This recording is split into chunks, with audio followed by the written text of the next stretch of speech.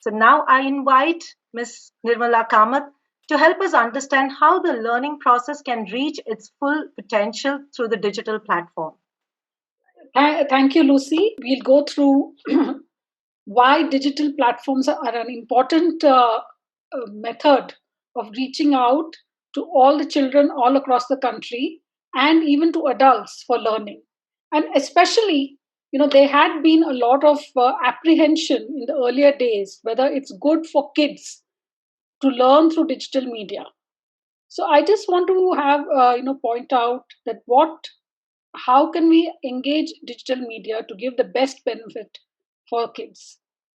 So why digital learning? That is something which we all think, why do we need to learn digital? All of us have learned without digital and we are here today. But why do we need to go to digital learning? Of course, one thing we know, and we can see kids all around us, they just love technology.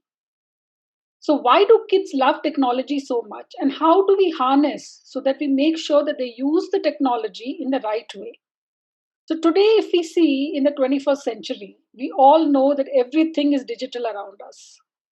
Anything and everything, the mobile phone has almost become like a part of our body. If we don't have it around us, we feel something is missing. So today's kids are born in the digital world. From the moment they are born, they will be exposed to so many kind of objects around them, all working in the digital format. And they observe what their parents are doing, right? The parents are keeping in touch with family and friends, and especially in today's pandemic, they can see that everything is happening on the phone. If they want to buy something, they shop it online. If they want to go somewhere, they check the maps on the phone. So anything and everything we do toward today, including banking or you name it, you'll be doing it on your mobile phones. The children are observing what their parents are doing and how much time the parents are actually using digital devices. So naturally, kids learn by observation, and this is even before they go to school. They're very familiar with technology.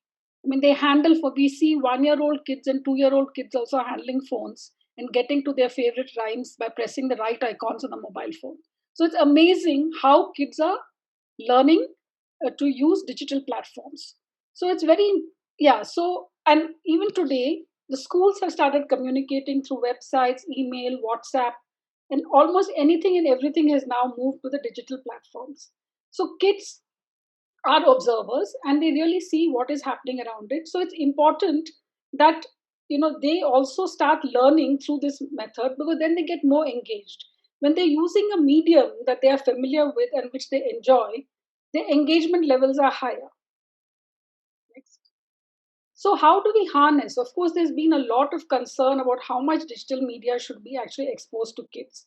So the American Academy of Pediatrics issued some guidelines on how much kids should be exposed to digital media. So say for like really small kids up to 24 months, the parents should be involved and they should only expose them to very high quality content, and they should be with their child when the child is using the device. Do not give the device to your child and then go away somewhere else and leave them to do whatever they want. For children to 2 to 5 years of age, they say limit the screen to not more than 1 hour per day and be there to co-view or co-play with your children. And for children above the age of 6 years, you can set usage limits and make sure that all other activities like physical activities, sleep, their food, their school, their social activity, everything is also included. So basically, what the guidelines say is that digital is extremely important. It is now a part of our life.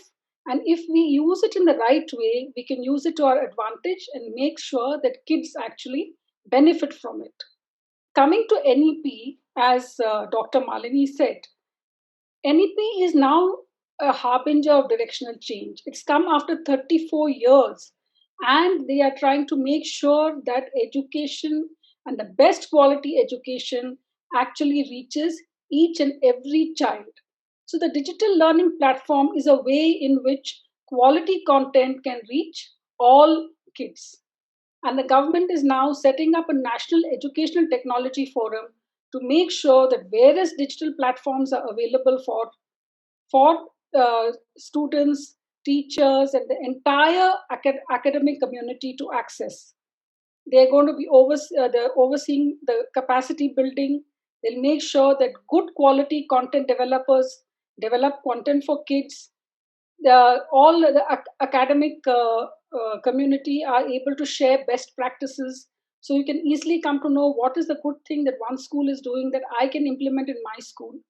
And basically, this is through the digital platform and the mobile devices, we're hoping to bridge the divide in education between the haves and the have nots and make sure that quality education goes to the masses. So the government is looking at setting up virtual labs, virtual classrooms, etc., to enhance education. And we can already see that during the pandemic, we had to quickly the adoption to digital happened so quickly and everybody was not prepared, so there were a lot of learning teething problems, and there were pangs of actually moving to digital. But if schools start looking at digital as an integral part of their teaching methodology and learning methodology for kids, this is something which is really going to help education.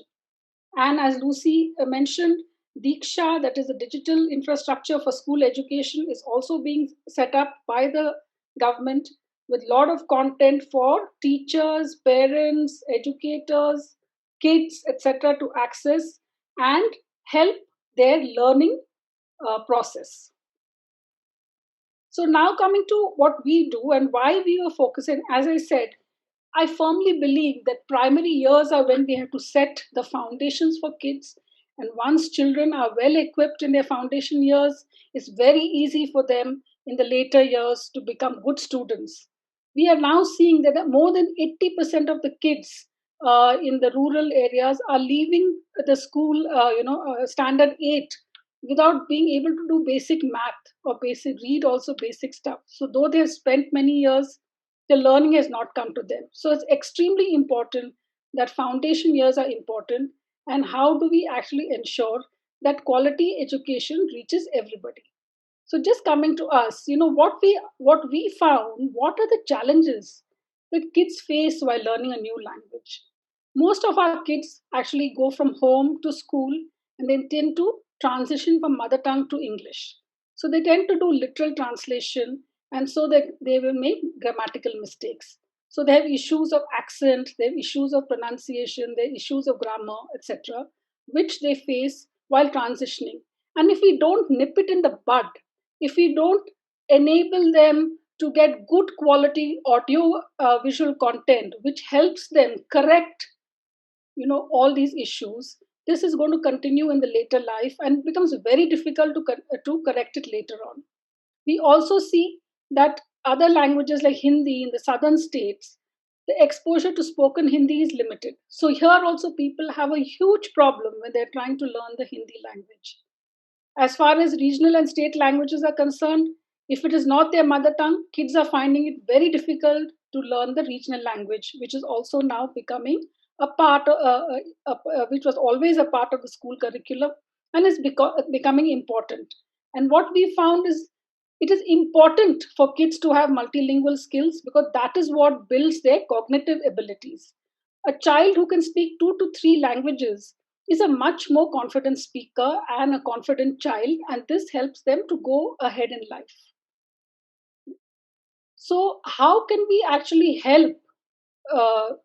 Provide digital support for language learnings. They can be talking illustrated books. They can be sing-along songs. They can be educational games, which help children to learn languages. And there was a case study which was done in the UK where talking books were introduced to kids. Because there are a lot of migrants in UK where English is not the first language. So in association with school libraries, they prepared 10 bilingual books for kids between 3 and 5. So even parents who may not know English well could actually do a joint activity with the kids to read the book in English as well as their home language. And the parents reported that this method was very effective as kids could read, and hear the book in their home language. They could read and hear the book in English, So their understanding and comprehension improved, and their mastery over the English language also improved. So there's been a case study where using digital books really help children improve their language. So that is where Fundoodaa Books comes along, and we have implemented a huge library of books which are interactive, have audio visual support, have activities within it, have questions, have vocabulary, etc., and which help kids to learn the language, because the books are narrated by well known artists. So they speak the language with the correct accent, be it Hindi, be it English, be it Tamil, be it Kannada. You have people speaking it in the right accent. So when kids hear those stories, they also pick up the right way of talking, they understand the nuances of the language, they understand the grammar. So basically, to summarize, I think digital learning is now become a part of us. Today's kids are digital natives, and so we need to adapt to their methodology and give them tools which they're familiar with so that they can learn quickly. We know that kids of today, their learning needs and methods are different from their parents or what we did when we were learning. Traditional learning methods have to be integrated with digital learning to connect with the children, because today's kids are happy when they're using technology. So if you want to connect with them, give them what they are comfortable with. And we can well understand that the pandemic has reinforced the need for adopting digital learning. And digital learning platforms have come as a savior to ensure that there's still a connect between the school and the educators and the kids. So today, digital learning is not a good thing to have, it is a must have. And that's where I would like to end. And thank you, Lucy, so much for giving me the opportunity to speak.